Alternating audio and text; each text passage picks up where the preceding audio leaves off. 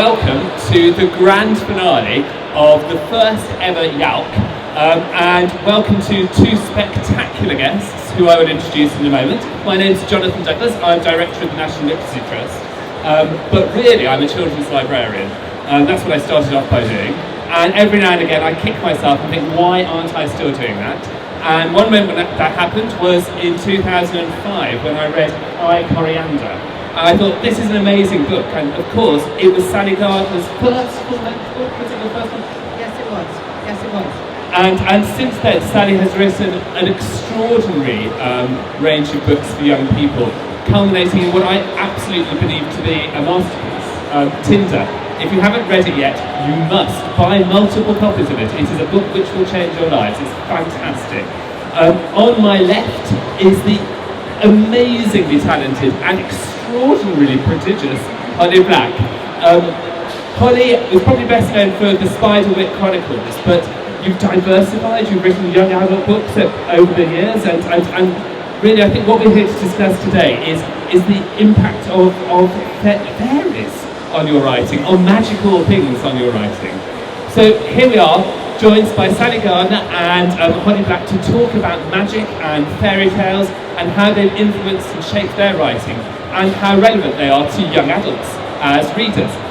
What's going to happen is I've got lots of questions for them. I'm going to talk to them for a while, and then after I've talked to them, I'm going to throw it open to you.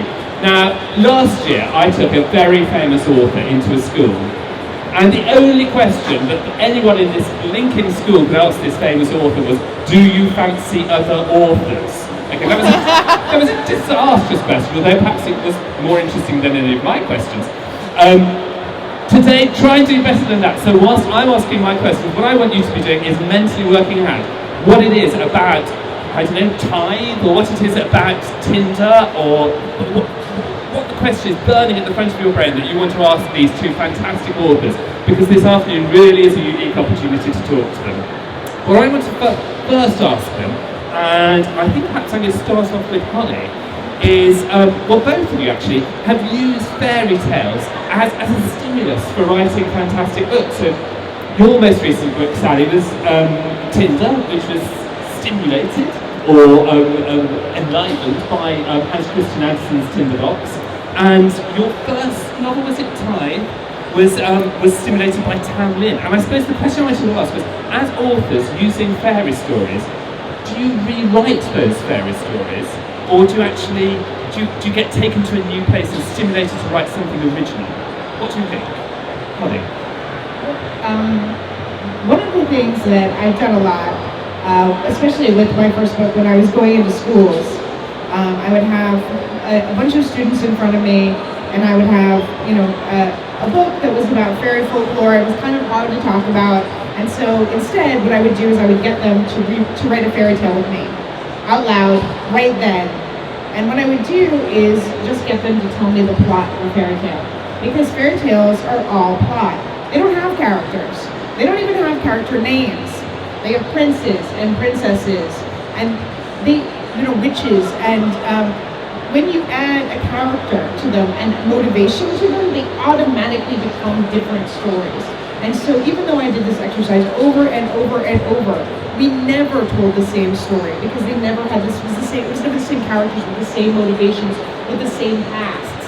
And I think that is the theme that brings people back to fairy tales again and again and again, is that the minute you add character, the fairy tale becomes a different story. They're just infinitely reusable. And as someone who, with my first book, really had no idea how to write plot, I mean, the first drafts of Tithe were a bunch of elves sitting around, drinking coffee, experiencing ennui, and I could not figure out how to get them above the couch. Fairy tales were immensely helpful because they gave me structure, and they helped me to think about structure, and they taught me about structure. So that is a big part of why I was so influenced by them. I love the idea of elves having ennui. So much ennui. So much ennui. But it's really interesting, isn't it? Because obviously many fairy tales are retold in different cultures and different communities and become different stories. Yeah, very much so. I mean, one of the book series that I loved immensely was Ellen Datlow and Terry Winling's fairy tale retellings. There was just anthology after anthology after anthology of different people retelling stories, fairy stories, and it was fabulous because you could tell them so many different ways, infinitely flexible. And Sally, the Tinder feels like you've deeply imbibed the Tinderbox story and kind of thought about its symbolism and its psychological depth. And so is it a retelling or is it a little deeper? No, I don't think it's a retelling. Can you hear me? It seems so odd to me, this microphone. Is it working? Yeah, okay. To me, it was a very amoral tale, the Tinderbox. I don't know how many of you have ever read it, but it's one where the hero actually gets away with murder, rape, and villainy of all kinds. And I wanted to really find a reason for it, and in a way, I thought to put it in a war situation and to deal with it differently. So in a way, for me, the Tinderbox was just a springboard for what I wanted to do with the story. And I feel very much about fairy stories is that they enable you to go into the dark, dark wood of your psyche. And they allow you to go as far into the dark, dark wood as you feel comfortable or not. And that's really what makes them so universally wonderful to deal with. They, in a way, are the soul of this world of fairy tale story. I mean, that's really interesting, isn't it? Because most of us would say fairy stories are perceived as stories for children and young people. But what you're saying is that actually they're much darker than that, and perhaps they don't belong so much. They never ever belonged to small children. This is a misunderstanding. They were always meant to be told about the time a young girl got her period. They're to do with blood. Snow White, the first drops of blood. They're in a way talking about incest.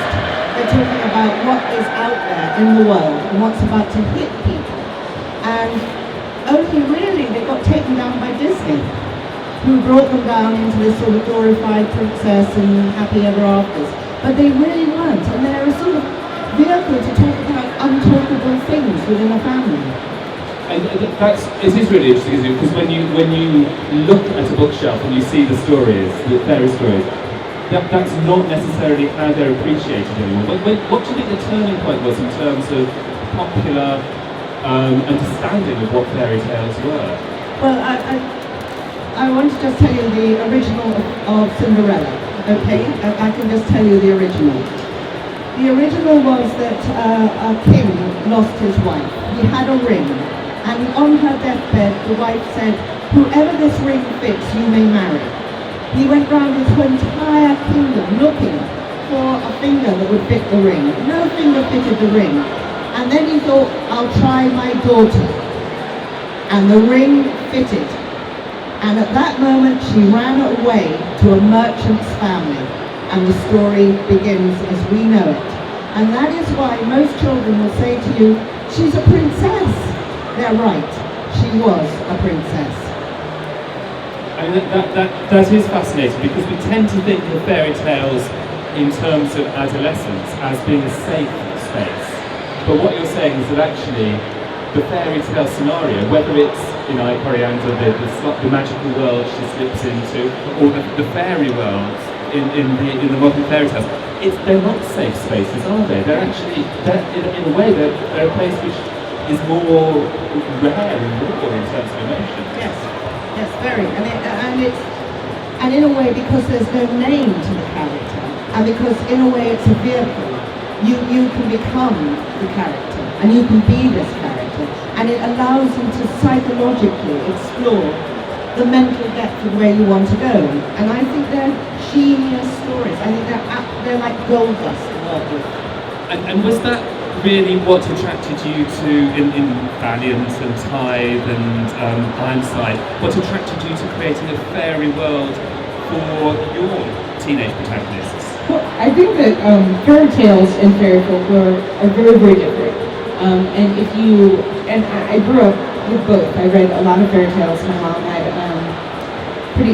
she had what was called it was like the unabridged, unedited Brothers Grimm, which means you got a slightly more brutal. They were slightly more brutal. They weren't the original stories, but they were more brutal versions. And I grew up with a lot of fairy tale books. But I also was hugely influenced by a book by Brian Froud and Ellen May, mostly illustrations called Fairies, which my mom had. She's a painter, and she had in the house, and it scared me. And when I was reading the folklore in it, it really spurred me to start reading about more folklore and to read about, kelpies and hobs and goblins and pixies and nixies and sprites, and most of which never show up in fairy tales. And so, what I really love about fairies, which is sort of separate from fairy tales, is that unlike other supernatural beings, you have your ghosts and your werewolves and your vampires, which I all love, but which were once human. But fairies were never human, and they have a different morality than our human morality. They have highly prize courtesy, and it's just really fascinating to try and work within this alien world and in this world within our world, and sort of sideways in our world. And I've just always really been attracted to that. I think one of the ways in which you, in your writing, distinguish between those worlds is actually through your style, through writing style. Actually, the dialogue is very different amongst the fairies. There's a slightly more formal, and slightly less uses of the F word. And so, I mean, how would you characterise that kind of shift in tone and in style? It's a really good question. There is who wrote it? Is it Ursula Le Guin? The Language of the Night? Who wrote Language of the Night? Thank you. Maybe. Ursula Le Guin. And where she talks about how, we have to, as fantasy writers, make people believe in the fantasy world. And I think there's two things we have to do that. And one is make the real world really convincing. The real world has to feel real, because the more real the real world feels, the more real fantasy will feel. But when we go into the fantasy world, there has to be a sense of the language has to feel right. It has to feel like the mythic language of folklore and fairy tales. And I tried by reading a lot of them and trying to feel that cadence. I think that is. I'm glad you did that, achieved it, because I do think that there is something to, the buy-in of language. And I want to kind of ask you the same question, sorry, because one of the extraordinary things is, all of your books have got a very different, it feels like they're written by different people. The ear for language is varied, and the idiom is so strong and clear in each book. So how did you create, for Tinder, the appropriate, how did you do it in terms of language, in terms of style? Well, I want to say one thing about fairy stories, is there's not many fairies in them. And I always find that quite funny, because there's already absence of fairies. So both you and me, we add the fairies. I don't know, with every book I do, I worked in theatre for a long time, and I always think to write a book, you've got to get into character, and you've got to become an actor.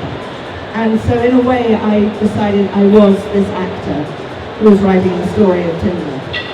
And I knew I wanted the language to be odd, but not so odd it would put everybody off. I don't know. I never want to write the same book again.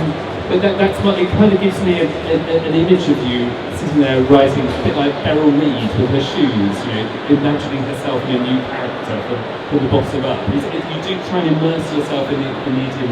Oh yes, I do. I have to tell you, in years gone by, I used to go for walks and tell myself my stories, and people would think we were fairly mad. But now everyone is legally insane, because we all have earpieces. So I can go walking in the park and tell myself my story, and everyone goes, oh, you're on the phone, sorry. And I'm just able to tell myself my story. So, I talk my stories out loud all the time. I think one of the things that's coming through is that actually, far from being a route to escapism, actually fairy stories and fairy tales are a route to reality in a very startling way. Oh yes, they are. And at the end of Tinder, it's a bit of a slap, actually. You having read an extraordinary story which feels like a fairy story set in the Central Europe during the 30 Years' War, suddenly you bring it back to the experience of young people in Rwanda and in other war situations within the world today. Can you talk about how that kind of very real life framework worked in terms of your creation around the book? Well, I think it really happened when Cameron said that the First World War was going to be, we were going to celebrate the end of the First World War, or whatever. And I just thought, look, there is nothing to celebrate about war. Absolutely nada, nilch. We've just learned to use stronger and more frightening weapons. And I wanted to bring it back, and a lot of Otter, my main character's experience, came from the boy soldiers of Rwanda, and I read masses about that.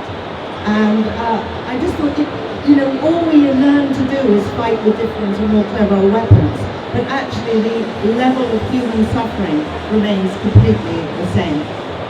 So yes, I wanted to pull it back, and I wanted it to be a story that might make young men think a bit more before they join the army. But it is an extraordinary thing, because having finished the book, then you suddenly remember the whole story through a different lens, and the reality of that is incredibly powerful. Thank you. Now, I wonder, we are the concluding act at a young adult literature convention, and I did want to actually specifically ask you, Holly, about one thing in one book which I think is extraordinary. So, Doll's Bones is, I think, a fantastic story that you wrote for slightly younger readers. What age range was it for? It's probably, the median age is probably 12. Yeah, and one of the themes in that book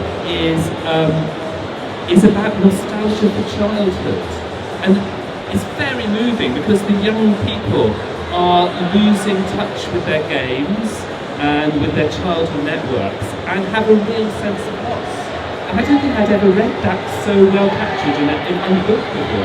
Thank you. Thank you. I always tell writers who want to write for children never to be nostalgic or elegiac, and then I turned around and wrote a nostalgic, somewhat elegiac book, which I don't know what that means. But when I started out thinking about writing Doll Bones, which is a story about 3 kids who go on a quest to bury a doll that may or may not be haunted, but is really about how they've been playing this game with action figures and toys and dolls. And one of them, a kid named Zach, had his father throw away all his toys, and he's so ashamed that he can't tell them that. His 2 friends, so he tells them instead that he doesn't want to play anymore. And one of them accepts that as sort of like, oh, okay, I guess it probably is time, and the other one is like, never. And so when they go on this quest, they sort of have to work out what that means. And I wanted to write it for a long time. I talked about it with a lot of people, and every time I talked about it with someone, everyone had a story about when they gave up playing some kind of shared story making with their friends. And I realized, I had been carrying around actually a lot of embarrassment about the fact that I was the last in my friends group to give up playing with my Barbies, in which we had a very decadent, by that point, and Baroque Barbie universe. And my 2 friends wanted to get into boys and music, and I didn't understand why that meant giving up, playing with these dolls. And as an adult and a writer, looking back, even with all of my knowledge and sort of all of my experience in being a writer and making up stories and sitting around with my friends and plotting out stuff, I still sort of thought of myself as a late bloomer, because I hadn't want to give that up. Instead of thinking, shared storytelling has nothing to do with our, with a sophistication or development or adulthood, and it's really strange that we make kids give that up. It's really weird. And it's really weird that we then carry around this story that we often don't tell one another.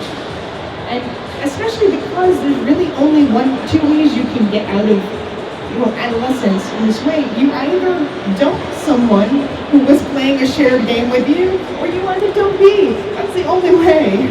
And so, it was really liberating to go through the process of writing that book, because I actually put to bed my own shame over really wanting to tell this story with my friends. I remember saying, to myself, in my mind, I'm going to find a guy who likes to play dolls, and then we can live happily together forever.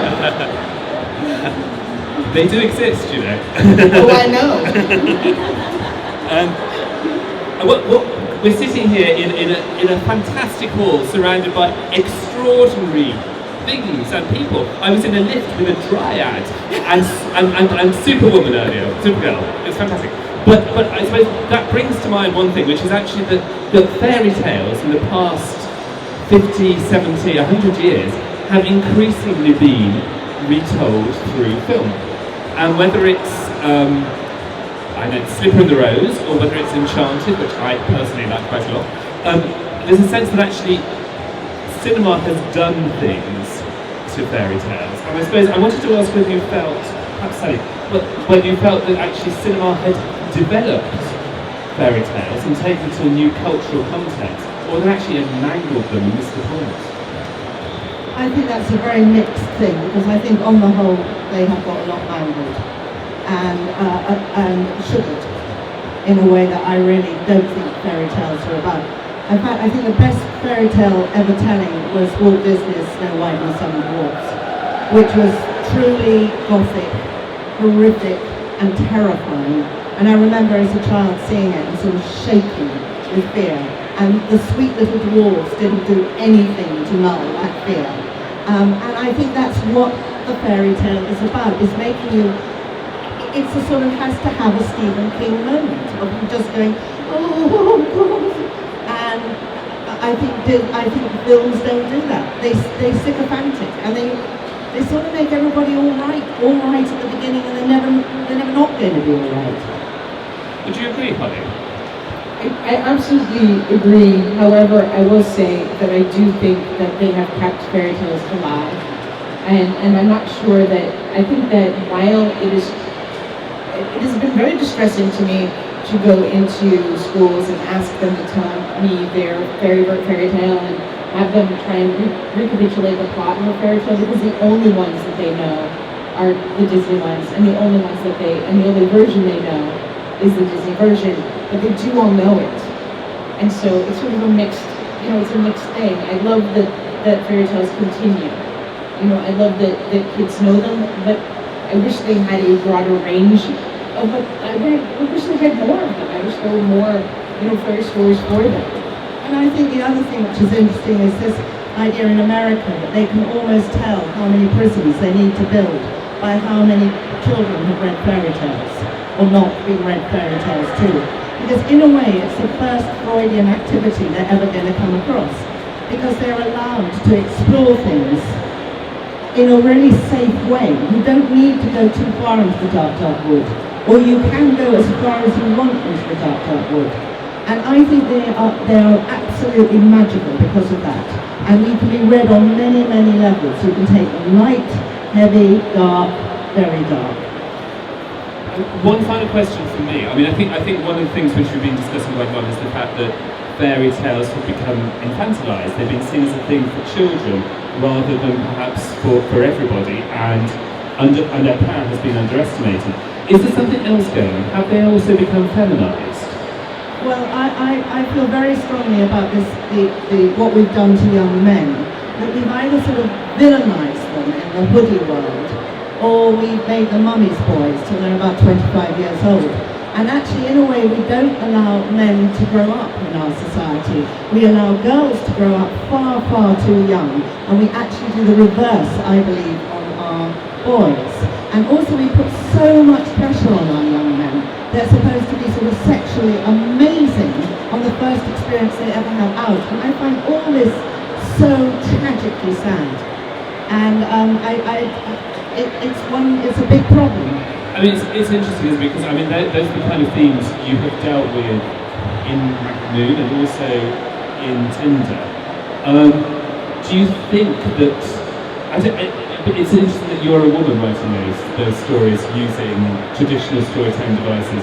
I suppose the question would be, do you think that more male authors ought to be utilising fairy tales more overtly as a framework for their storytelling? Would it enrich their writing if Malcolm Burgess, rather than using Norse tales, actually was also using Hans Christian Andersen as well. Well, it's very interesting because when Neil Gaiman talked about fairy tales, he made the point that they never travelled to America, and what travelled to America were the superheroes. And actually, Holly has brought fairy tale. I don't agree with that at all. And in a way, I think what's hard for them is the gentle subtleness of fairy tales. They are a slow knife in the flesh. They're not a quick wham bam, and I think that's what makes them so utterly magical. Well, I think first of all, I think it's difficult to conflate mythology and fairy tales, because I think that when women retell this, they also primarily retell the Norse and Greek tales. Melissa Marr and Kelly Armstrong's Loki's Wolves. Janie Simner did. I wrote this down for myself, so I remember Thief Eyes, which is Norse. I think that women dip into Greek, retellings and Norse retellings, and I think that men dip into fairy tales. A lot. I think that we have Charles DeWitt who's been working with fairy tales. We have Neil Gaiman who's been working with fairy tales and myth, all myth. We have. I wrote this down too for myself because I know how I am. Adam Gedowitz's Tales Dark and Grim, which are really big in the U.S. at least. I don't know how big they are here, and are all fairy tales. I think that it's complicated because fairy tales are, again, like with folklore, we have folklore, mythology, and fairy tales, and they're so separate, and I think people dip into them differently. But I've been really, and again, this does go to Disney, but I've been really encouraged by how many people really love Frozen, really, really love it. Who really do love fairy tales. When I go to, when I go to schools and they do fairy tale retellings, they love them, and they do really love them. Well, gosh. Over to you now. Now what's going to happen, right, is we don't have roving mics, so if you've got a fantastic question, run to the front, just come up now, come on down, gosh, it's like a game show, isn't it? And I will hold my mic, and you can tell us what the question is. So what Sally said about fairy tales being sort of to do with growing up reminds me of the Bloody Chamber, and what Holly's fairy tales really remind me of kind of like monstrous, kind of inhumane morality and people. And I was wondering if you two had any thoughts on the kind of concept of monstrous femininity. Leading into my last question about femininity in fairy tales. That was it. What about monstrous femininity? I was just wondering if that's something you could see incorporated into the books, or like what your thoughts on the concept were. I read a great, and now I try and write down things on this card so that I will remember all of the details, but I read a great series of, I think it was a series of essays, maybe just a very long essay called Monster, and it was about sort of analyzing different ways that the word monster is used and the different kinds of monstrousness, and one of them was talking about specifically the monstrous female, and I think there's so much richness there. There's so much good stuff there, and it really, I think that it is in folklore, maybe more than fairy tales, where we get to see sort of the transformation. There's an enormous amount of women who turn into things, and who are monsters at night, and who are part-time monsters, if you will, and occasionally full-time monsters, and they're devouring, the sort of devouring nature, and there's a lot of, I feel like what we get to do when we tell stories is dip into that stuff and pull it out, and when we invoke it, we get the richness of the associations, even if you don't necessarily know them. Like when you were talking about film before, I was thinking like one of the ways that we've internalized fairy tales is if you think about action movies, how many times in a totally normal, non-magical action movie does someone wake up after they're kissed? It's super weird, but we internalize the mythic in a way that then even small bits of it, but once you read it and know it, and you can invoke it very easily, because strangely it lives there for all of us. I have no idea if I answer. I just start babbling. Just babbling. That's a brilliant question. Oxbridge interview standard. Right, okay. Hello, I just wanted to ask you about, because I love fairy mythology, and I wanted to ask you basically who your favourite characters were from standard mythology and also from separate fiction. Who were your favourite characters? Like, my personal ones are things like the Banshees, Carriagewin, I like Duck. What are your favourites? My favorite, I think probably water horses. I love a water horse. Because they encapsulate, for me, the weird juxtaposition of fairy morality. Because here you have this water horse that sometimes can turn into a person, so maybe you can hang out with it. And, you know, you can put a bridle on a water horse, and then you can ride it around. And you can ride it around for years. This can be your water horse buddy that you spend lots of time with. And then years later, if you go into a pond, that water horse is going to be compelled to drown you. It's compelled by its nature to drown you and maybe eat you.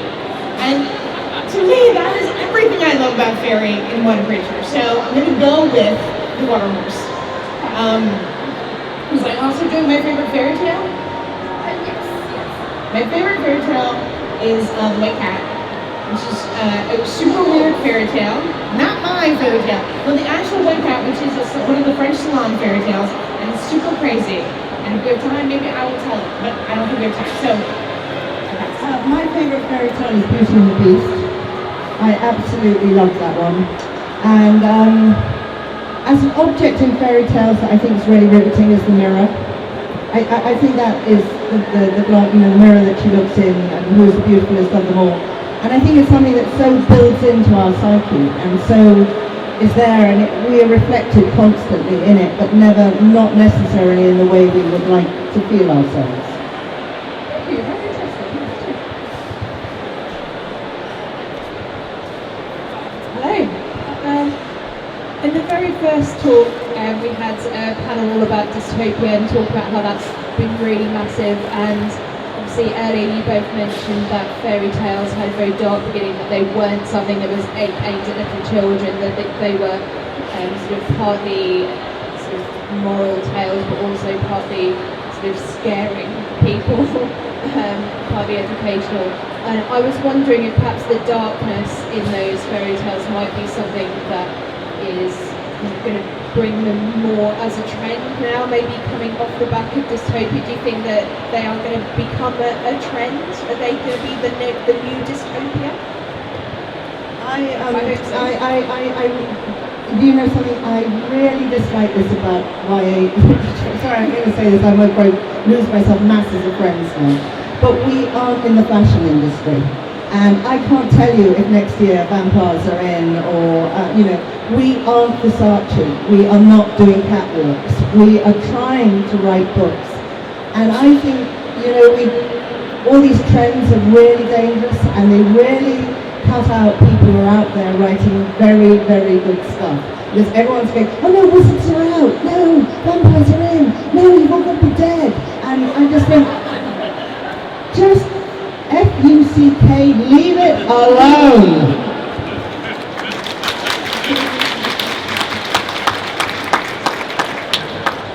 I can't be that. Sorry. You asked. We have time for one more question. Anyone else? If you had to choose between the fairy tale world and like a fairy tale world and a world full of fairies who are all kind of very morally ambiguous, which would you choose and why?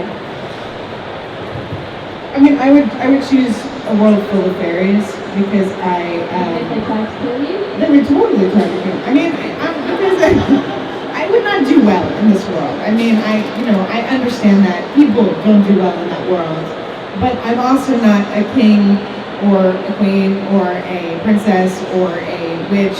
So I probably wouldn't do well in the fairy tale world either. I would sort of be a worker carrying a sheaf of wheat in the background while the fairy tale played out. So I'm not going to do well in any world, but the world I'd most like to see is the world of fairies. I think most probably out here. We just, as always, don't recognise them and don't see them. We're invisible to wings. Well, that was the most wonderful session. Thank you to our two fantastic authors.